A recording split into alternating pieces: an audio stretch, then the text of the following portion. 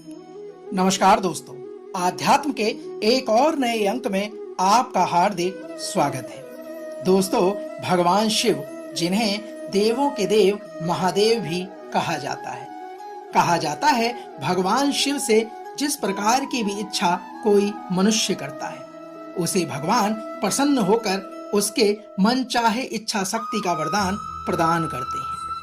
आज के इस अंक में हम भगवान शिव से जुड़ी कुछ अनसुनी कहानियों का वर्णन आपके बीच में करने जा रहे हैं। तो आइए आरंभ करते हैं देवादिदेव महादेव से जुड़ी कुछ अनसुनी कहानियों का सार। दोस्तों, यहाँ यह बात ध्यान रखने की है कि वेद कहते हैं कि ईश्वर अजन्मा है। यहाँ हम ईश्वर की बात नहीं करेंगे, देवों के देव महादेव की बात करेंगे, जो सबसे ज्यादा ईश्वर तुल्य है।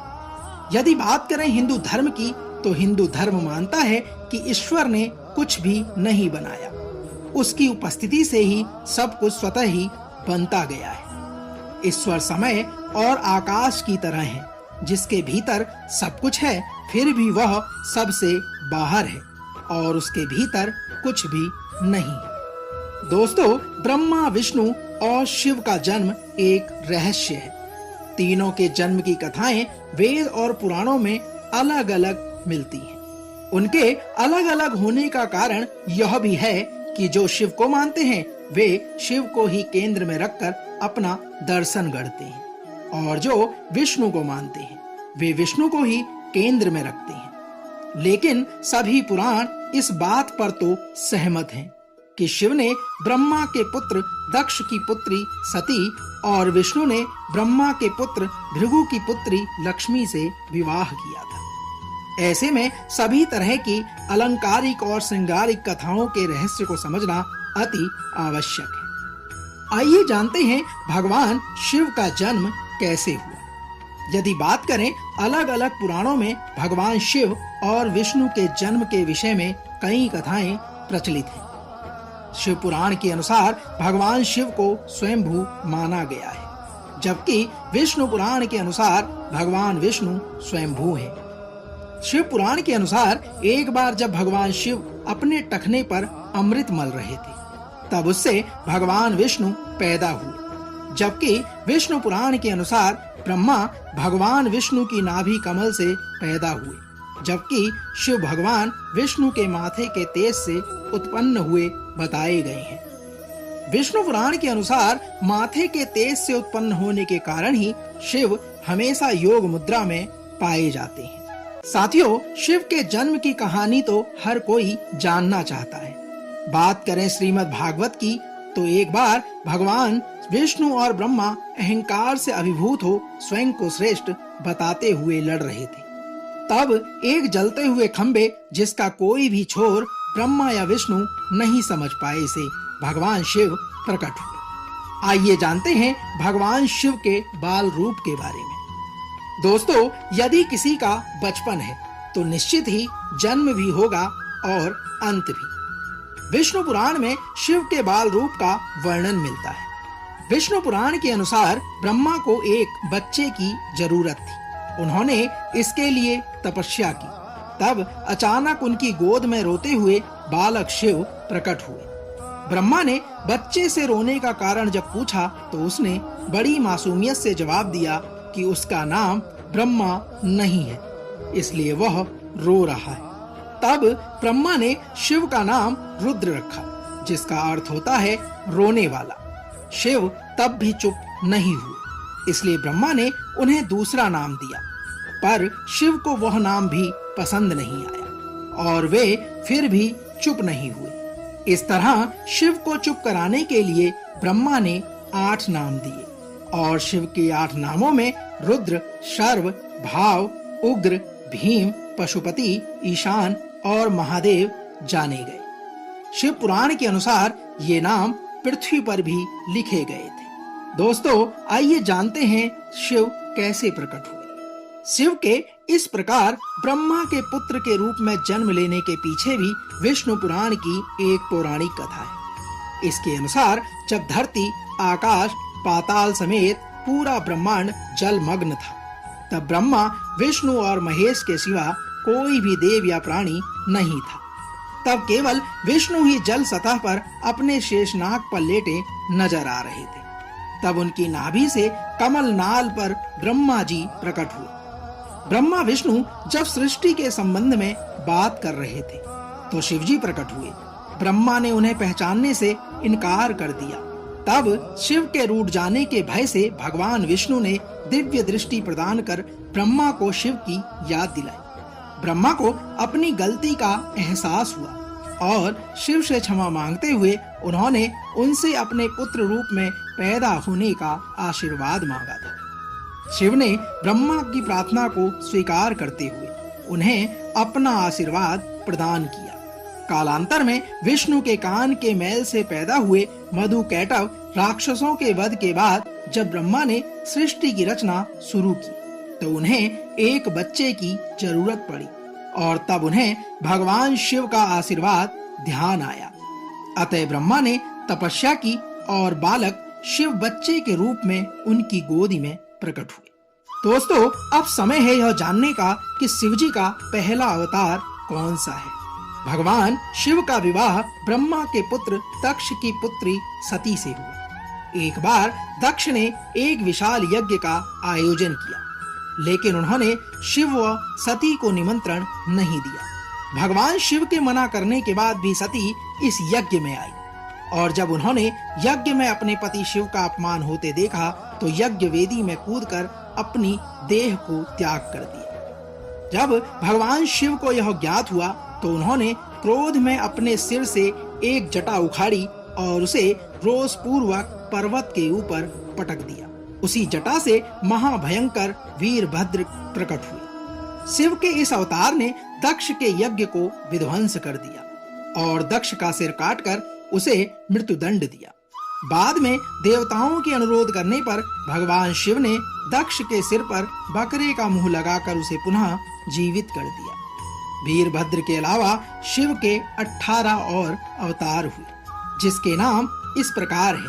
पहला नाम है पिपलाद, दूसरा नंदी, तीसरा भैरव, चौथा अश्वत्थामा, पांचवां सर्भावतार, छठा गृहपति, सातवां दुर्वासा, आठवां हनुमान, नौवां वृषभ, 10वां यतिनाथ, 11वां कृष्ण दर्शन, 12वां अवधूत, 13वां भिक्षु वर्य, 14वां सुरेश्वर, 15वां नाम किरात, 16वां सूनट नर्तक, 17वां ब्रह्मचारी और 18वां नाम यक्ष हुआ।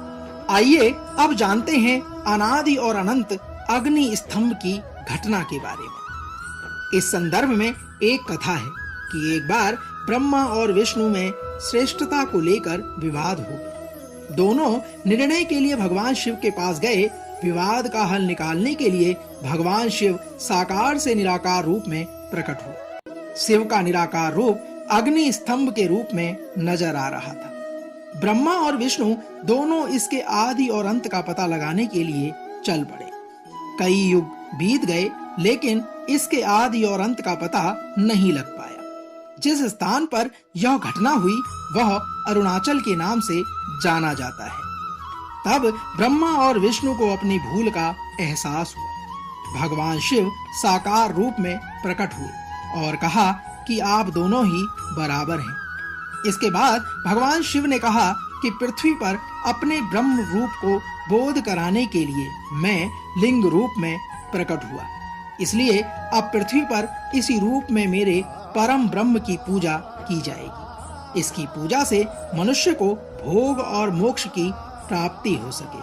आइए अब जानते हैं कि भगवान शिव, सदाशिव, महेश और भैरव में अंतर क्या है। दोस्तों, सबसे पहले रुद्र हुए। उन्हीं रुद्र का एक अवतार महेश का है। उन्हीं महेश को महादेव और शंकर कहते हैं। वे शिव अर्थात ब्रह्म के समान होने के कारण शिव कहलाए। हालांकि शिव उनका नाम नहीं है। रुद्रावतार में से एक भैरव है। शिव से भी बढ़कर सदाशिव की महिमा का वर्णन पुराणों में मिलता है। दोस्तों, सदाशिव को ब्रह्मा, विष्णु और महेश आदि का पिता माना गया है। सदाशिव की शक्ति को प्रधान प्रकृति कहा गया है, जो बाद में अंबा नाम से प्रसिद्ध हुई। वह शक्ति अंबिका पार्वती या सती नहीं कही गई है। उसको प्रकृति, सर्वेश्वरी, त्रिदेव जननी अर्थात ब्रह्मा, विष्णु और महेश की माता, नित्या और मूल कारण भी कहा गया है। सदाशिव द्वारा प्रकट की गई उस शक्ति की 8 भुजाएं हैं। परम शक्ति जगत जननी वह देवी नाना प्रकार की गतियों से संपन्न है और अनेक प्रकार के अस्त्र शक्ति धारण करती है। दोस्तों, वैदिक काल के रुद्र और उनके स्वरूप तथा जीवन दर्शन को पुराणों में विस्तार मिला। वेद जिन्हें रुद्र कहते हैं, पुराण उन्हें शंकर और महेश कहते हैं। वराह काल के पूर्व के कालों में भी शिव थे। उन कालों की शिव की गाथा अलग मिलती है। एक समय देवताओं की दैत्यों से प्रतिस्पर्धा चल रही थी। ऐसे में जब भी देवताओं पर घोर संकट आता था तो वे देवाधिदेव महादेव के पास जाकर खड़े हो जाते थे। दैत्यों, राक्षसों सहित देवताओं ने भी शिव को कई बार चुनौती दी, लेकिन वे सभी परास्त होकर शिव के समक्ष झुक गए। इसलिए शिव को देवों के देव महादेव कहा गया है। वे दैत्यों, दानवों और भूतों के भी प्रिय भगवान हैं। दोस्तों, आइए जानते हैं शिव के धर्म और ज्ञान के प्रचार के बारे में। साथियों, संपूर्ण धरती पर शिव का ही धर्म प्रचलित है। आदिदेव शिव और गुरु दत्तात्रेय को धर्म और योग का जनक माना गया है। शिव के 7 शिष्यों ने ही शिव के ज्ञान और धर्म को संपूर्ण धरती पर प्रचारित किया। कहते हैं कि शिव ने ज्ञान योग की पहली शिक्षा अपनी पत्नी पार्वती को दी थी। दूसरी शिक्षा जो योग की थी, उन्होंने केदारनाथ में कांति सरोवर के तट पर अपने पहले 7 शिष्यों को दी थी। उन्हें सप्त ऋषि कहा गया है, जिन्होंने योग के अलग अलग आयाम बताए और ये सभी आयाम योग के 7 मूल स्वरूप में पैदा हुए। आज भी योग के यह 7 विशिष्ट स्वरूप मौजूद हैं। इन सप्त ऋषियों को विश्व की अलग अलग दिशाओं में भेजा गया, जिससे वे योग के अपने ज्ञान को लोगों तक पहुंचा सके। कहते हैं, एक को मध्य एशिया, एक को मध्य पूर्व एशिया व उत्तरी अफ्रीका, एक को दक्षिणी अमेरिका, एक को हिमालय के निचले हिस्से में, एक ऋषि को पूर्वी एशिया, एक को दक्षिण में भारतीय उपमहाद्वीप में भेजा गया और एक आदि योगी शिव के साथ वहीं रह गया। अगर उन इलाकों की संस्कृतियों पर गौर किया जाए तो आज भी इन ऋषियों के योगदान के चिन्ह वहां पर दिखाई दिए जाएंगे। आइए अब जानते हैं कि इस धरती को किसने बसाया। अगर बात करें आज से 15 से 20 हजार वर्ष पूर्व 12 काल की, शुरुआत में जब देवी देवताओं ने धरती पर कदम रखे थे, तब उस काल में धरती हिमयुग की चपेट में थी। इस दौरान भगवान शंकर ने धरती के केंद्र कैलाश को अपना निवास बनाया।